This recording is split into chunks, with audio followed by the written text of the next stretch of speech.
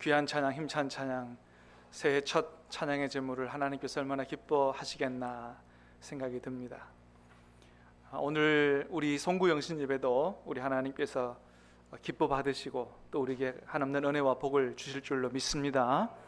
간절히 바라기는 오늘 우리가 읽은 이 본문의 말씀, 새해 첫 하나님께서 우리에게 주시는 이 축복의 말씀, 이 말씀 안에 있는 모든 복들이 2023년 새해 저와 여러분의 삶에 다 이루어질 수 있게 되기를 우리 주님의 이름으로 축복합니다.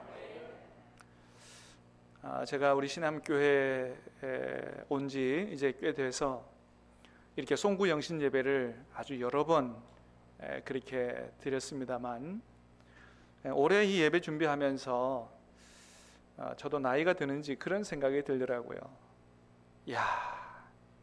정말로 한 해 한 해가 너무너무나 소중하구나, 정말 그런 생각이 들더라고요. 2022년 다 지나갔지만 지나간 한 해가 내 인생에 얼마나 소중한 한 해였나. 특별한 일이 있어서 소중하다기보다는, 여러분 그렇잖아요. 2022년 지나간 한 해, 우리 한평생 인생을 살면서 2022년은 딱 한 번밖에는 살지 못하는 그런 시간들이었거든요. 너무너무 소중한 시간들이었다. 여러분, 이제 새롭게 하나님이 주신 2023년도도 마찬가지라는 거죠. 얼마나 소중한 한 해인가.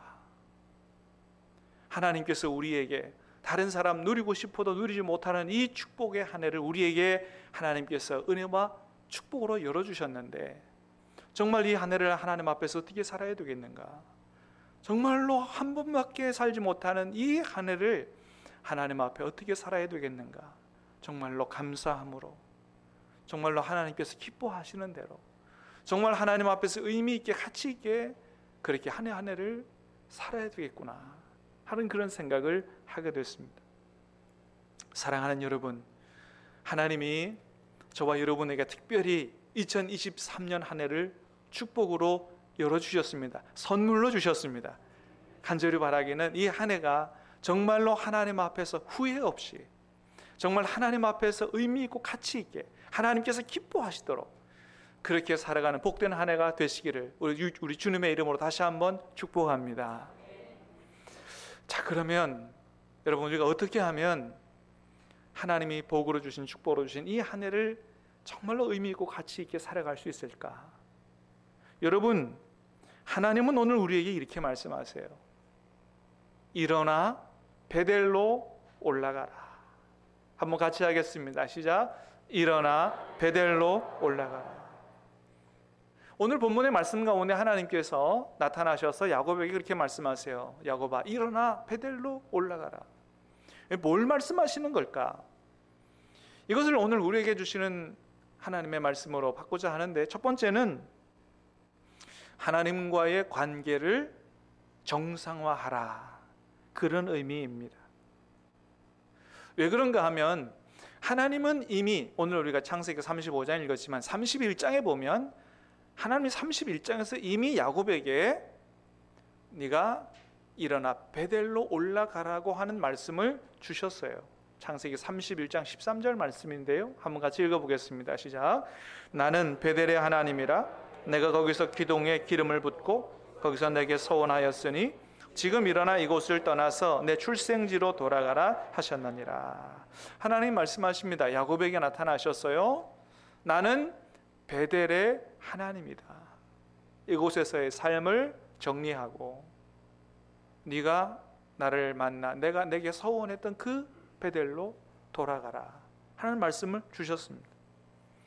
그런데 야곱이 하나님 말씀대로 외삼촌 집에서의 삶을 정리하고 고향으로 출발했지만 이 말씀에 완전히 순종하지 않고 절반쯤 와서 세겜이라는 땅에서 머무르면서 거기서 아예 땅까지 사서 집을 짓고 눌러 앉아 버렸습니다. 하나님은 어디로 올라가라고 말씀하셨다고요? 베델로 올라가라. 근데 세겜 땅에 와서 완전히 거기 주저앉아서 살고 있었던 거예요. 그런데 야곱이 거기서 어떤 어려움을 당했냐 하면 야곱의 집에 아주 큰 우환이 닥쳤습니다. 그건 뭐냐 하면 바로 야곱에게 하나밖에 없는 딸 디나가 그 동네 추장에게 강간을 당하는 사건이 일어난 거예요. 너무너무 가슴 아픈 사건인 거죠. 여러분 입장 바꿔 생각해 보세요. 우리 집에 그런 일이 발생했다. 이게 얼마나 기가 막힌 일입니까? 정말로 생각하기도 싫은 이런 엄청난 일이 일어난 거예요. 또 그로 인해서 분노한 시므온과 레위 이 오빠들이 가가지고 칼을 가지고요. 그 추장 동생을 범한 그 사람뿐만 아니라 그 아버지, 그 족속의 남자까지 전부 살해해버리는 아주 큰 사건이 발생을 했어요. 엄청난, 정말 그야말로 야곱 인생의 최대의 환란이 불어닥친 거예요. 이렇게 큰 어려움에 빠져 있을 때, 어떻게 해야 될지 모르는 이때 하나님이 야곱에게 다시 나타나셔서 오늘 본문에서 다시 말씀하시는 거예요. 야곱아, 일어나 베델로 올라가라. 여러분, 야곱의 집에 왜 이런 어려움이 생겼다고요? 하나님의 말씀에 완전하게 순종해서 베델로 올라갔다면 일어나지 않을 사건이었어요.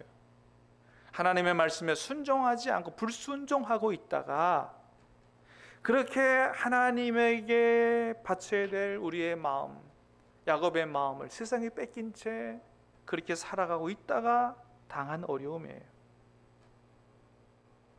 그래서 하나님이 다시 말씀하십니다. 일어나 베델로 올라가라. 세상에 뺏긴 너의 마음을 돌이켜 나와의 관계를 정상화하라고 말씀하시는 거예요. 여러분, 사람들이 그렇게 얘기합니다. 세상에서도 성공하려면 뭐가 중요하다고 말하냐 하면 인간관계가 중요하다고 얘기합니다. 여러분, 마이크로소프트 창업자인 빌 게이츠가 청년들에게 주는 성공하는 10계명 중에 제 1계명을 뭐라 그랬냐면 인간관계라고 이야기했어요. 여러분, 빌 게이츠처럼 똑똑한 사람이 청년들에게 정말로 너희들이 인생에서 성공하려면 공부 열심히 해라, 좋은 대학 가야 된다, 뭐 이런 얘기를 할 것 같았는데 아니에요. 인간관계가 최우선적 1계명이다, 그렇게 얘기한 거예요. 그렇습니다. 여러분, 아무리 공부를 많이 하고 아무리 똑똑해도 다른 사람 무시하고 잘난 체하고 그렇게 살면 세상에서 성공하지 못하죠. 다른 사람들이 도와줘야 되지요. 인정해줘야 되지요. 세워줘야 되는 것이죠. 그래서 많은 사람들이 세상에서 잘 살아보려고, 인간관계 잘하려고 무척이나 애를 쓰는 것이죠. 그런데 여러분, 문제는 뭐냐? 그런 인간관계보다 몇백 배, 몇천 배나 더 중요한 하나님과의 관계는 우리가 별로 신경 쓰지 않는다는 거예요. 사랑하는 여러분, 만복이 다 우리 하나님께로부터 오는 줄로 믿습니다. 여러분, 새해를 시작하는 이때 간절히 바라기는 지난 한 해 여러 가지 일로 하나님과의 관계가 틀어졌다면 이 하나님과의 관계를 정상화함으로 말미암아 새해에 하나님 기뻐하시는 삶을 살아갈 수 있게 되기 바라고, 하나님이 하늘로부터 부어주시는 하늘의 신령한 은혜와 땅의 복으로 풍성하게 복되게 살아가는 저와 여러분 될 수 있게 되기를 주님의 이름으로 축복합니다. 관계를 정상화하라. 두 번째는 예배를 회복하라는 말씀이에요. 자, 1절 말씀을 다시 읽겠습니다. 시작. 하나님이 야곱에게 이르시되 일어나 베델로 올라가서 거기 거주하며 내가 내 형 에서의 낯을 피하여 도망하던 때에 내게 나타났던 하나님께 거기서 제단을 쌓으라 하신지라. 일어나 베델로 올라가서 거기서 하나님께 제단을 쌓으라고 말씀하십니다. 여러분, 하나님께서는 야곱에게 하나님과의 관계를 정상화하라고 하시면서 제일 먼저 하신 말씀이 뭐냐 하면 예배 드리라라는 말씀을 하신 거예요. 예배가 중요하다. 여러분, 왜 그렇겠어요? 여러분, 우리가 신앙생활에 문제가 생기면 뭐부터 소홀해지게 됩니까? 예배부터 소홀해지게 돼요. 예배를 제대로 드리느냐 안 드리느냐, 그 사람의 신앙의 정도를 체크할 수 있는 척도라고 이야기할 수 있습니다. 여러분, 우리가 지난 3년간 코로나로 인해서 우리 예배가 얼마나 소홀해졌습니까? 사실 집에서 예배를 드린다고 했지만은 여러분, 실제로는 어때요? 교회 와서 예배를 드릴 때와는 마음과 자세가 천지 차이죠. 그러다 보니까 마음까지도 신앙까지도 시들해진 성도들이 우리 한국 교회에 너무나도 많다는 거예요. 여러분, 이런 때에 오늘 하나님께서 우리에게 이렇게 말씀하시는 거예요. 사랑하는 신함교회 성도들아, 일어나 베델로 올라가서 나에게 제단을 쌓으라고 말씀하신다는 것입니다.